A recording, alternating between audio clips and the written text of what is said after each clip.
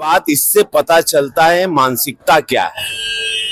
इससे पता चलता है कि इन लोगों के लिए खाली वो समुदाय एक वोट बैंक की राजनीति है और वो समुदाय अब जाग जाना चाहिए। वो समुदाय नीतीश जी के साथ रहा है, मोदी जी के भी साथ रहा है। मुस्लिम समुदाय की महिलाओं ने मोदी जी को वोट दिया है, तब ना इतनी सीट मिलती है, तब ना तीसरी बार प्रधानमंत्री बने। वो समुदाय अब जाग जाए। बहुत बड़ा वेकअप कॉल है मुस्लिम समुदाय के लिए कि देख लीजिए, आप लोग सिर्फ वोट के लिए इस्तेमाल होते रहे। कांग्रेस के जमाने से, आजादी के बाद से इस समुदाय को सिर्फ इस्तेमाल किया गया है और अनाज से लेके मकान से लेके सब कुछ प्रधानमंत्री जी और इस सरकार में सुरक्षा व्यवस्था इस समुदाय को पूरा सुरक्षित रखा गया है। लेकिन वोट बैंक, वोट की राजनीति में यह समुदाय बिखर गया। हमेशा हिंदू मुसलमान विरोधियों ने करवाया, भाजपा ने कभी नहीं करवाया। कल आप जा रहे हैं छपरा चुनाव प्रचार में, वहां से आपके छोटे भाई चुनावी मैदान में खेसारी लाल यादव। देखिए, भगवान कृष्ण ने, हमने तो छोटा भाई कहा था किसी को, लेकिन भगवान कृष्ण ने जब कहा, युद्ध चल रहा था महाभारत का, ये प्रकरण पूरे विश्व के सनातनियों को याद है और पूरा बिहारो सुन ले। जब युद्ध चला तो अर्जुन कहा कि ये भगवान सामने भाई है, चाचा है, परदादा है, काका बा, छोट भाई बा, वो पटीदार है, क्या करे। तो भगवान कृष्ण क्या कहे?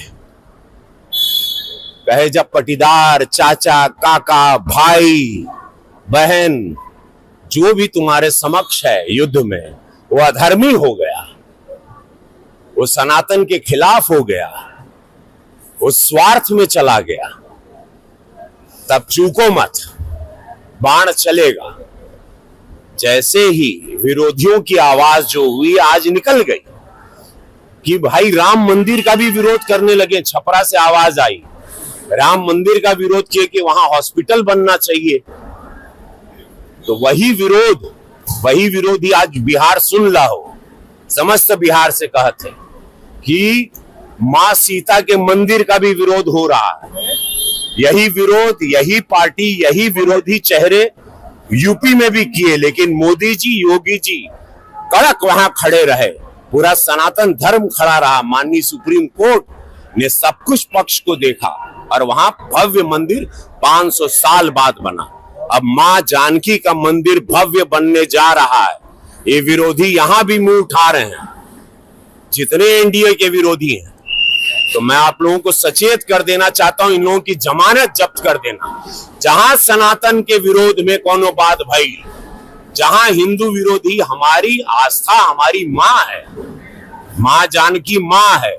आप मां राम मंदिर के लिए आप कह रहे हैं, वो आवाज अब मंदिर बन गई बा तो कहता रन कि वहां हॉस्पिटल बनता तो वहां लोग इलाज कराते हर समुदाय के लिए, ये बात कर रहे हैं। और मतलब उससे पता चलता है ये लोग क्या थे पहले। भोजपुरी सिनेमा को, भोजपुरी में काम करके हिंदुत्व का नाम लेके सब कुछ किए, कमाए, खाए। आज भोजपुरी इंडस्ट्री बंद हो गया। भोजपुरी इंडस्ट्री जो हम राष्ट्रीय पुरस्कार दिलवा के चले थे, इन लोगों को मशाल दिए थे और हम थोड़ा सदन में गए। हम सदन में क्या चले गए, इन लोगों ने भोजपुरी को भेज दिया। इन लोगों से पूछना चाहिए भोजपुरी इंडस्ट्री क्यों बंद हो गई, क्यों काम बंद हो गया कि जहां मेरी फिल्में उसी छपरा या पूरे बिहार में सिल्वर जुबली होती थी, वहां आज एक दर्शक नहीं है। उसका कारण कौन है? किसने भोजपुरी को बदनाम किया, किसने भोजपुरी की ये हालत की, किसने जो किया? तो आज वो लोग जवाब दें कि वो इंडस्ट्री पे ताला लगा के आप कोई और कुछ उम्मीदें देंगे। ये छूट पर, जहां पर एक जंगल राज था, उस दल के साथ जहां सनातनी विरोधी आवाजें निकलने लगी, राम मंदिर के खिलाफ आप लोग आवाज निकल रहे हैं, मां जानकी के मंदिर जो बनने जा रहा है उसके विरोध में आप लोगों की आवाजें निकल रही। इससे ये पता चलता है आपकी विचारधारा क्या है और जनता जान रही है। इन लोगों की जमानत आप जब्त कर देना।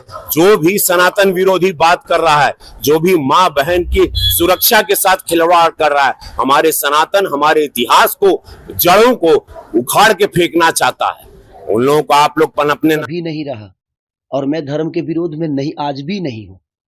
लेकिन लोग जो धर्म के नाम पे वोट मांगते हैं, जो धर्म के नाम पे लोगों को भड़काते हैं, मैं उनका विरोधी हूं। अब उनको लगता है कि मैं उनकी सोच का विरोधी हूं तो मैं धर्म का विरोधी हो गया। मैंने राम के बारे में थोड़ी कुछ कहा, मैंने बोला कि भाई मंदिर जरूरी है, बट कॉलेज भी तो जरूरी है, शिक्षा भी तो जरूरी है, अस्पताल भी तो जरूरी है, लोगों के रोजी रोजगार भी तो जरूरी है। आप सिर्फ मंदिर मस्जिद बनाकर लोगों को कितना रोजगार दोगे आप? श्रद्धा दिल में होता है किसी भगवान के लिए, मंदिर में भगवान नहीं होता है, हमारे दिल में होता है, उत्पन्न होता है, तब हम मंदिर जाते हैं। मेरा विषय वो है कि मंदिर बनना चाहिए। मैं ये नहीं कह रहा हूं कि मंदिर नहीं बनना चाहिए, मंदिर बनना चाहिए, लेकिन मंदिर के साथ साथ लोगों का ख्याल भी। आखिर बताइए, आप मंदिरें बना दे और लोगों के पेट में अन्न ही ना दे तो भूखे भजन होता है क्या?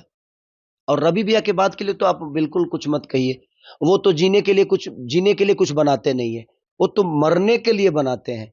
आपने उनका बयान सुना हो गया, माननीय आदित्यनाथ योगी जी के सामने बोल रहे हैं कि तुम लोग अगर यहाँ पे जलोगे गोरखपुर में तो सीधे स्वर्ग में जाओगे। तो वो जीते जी आपको कुछ नहीं देंगे, मरने के बाद का प्रोसीजर उनका जो है वो बहुत प्यारा होता है कि आपके चैन से जलने के लिए वो व्यवस्था करेंगे, आपके जीने के लिए वो कोई व्यवस्था आपको नहीं देंगे। वो कुछ भी बोल सकते हैं, वो महादेव है भाई, और हम लोगों के बड़े भाई है, और उनका विचारधारा अलग है। तो आपने सुना होगा ना, और उस पे आदित्यनाथ योगी जी हंस रहे हैं क्योंकि उनको भी लग रहा है कि ये जोकराई चल रहा है। कौन आदमी बताइए मरने के बाद ये सोचता है कि मैं जलूंगा तो गोरखपुर में जलूंगा तो स्वर्ग बन जाऊंगा? ऐसा तो नहीं कि वो स्वर्ग का सीढ़ी है, उन्होंने जलने के लिए वो चीता बनाया है कि स्वर्ग का सीढ़ी बना दिया है? रावण तो स्वर्ग का सीढ़ी बना नहीं पाया, लेकिन हमारे रवि भैया ने स्वर्ग की सीढ़ी गोरखपुर में बना दी है। अब जिसको जलना है, आप उस स्वर्ग के सीढ़ी पे जाकर बैठो, आप जलोगे सीधे स्वर्ग में चले जाओगे। तो छोड़िए, वो बड़े भाई है भाई, वो कुछ भी बोल सकते हैं।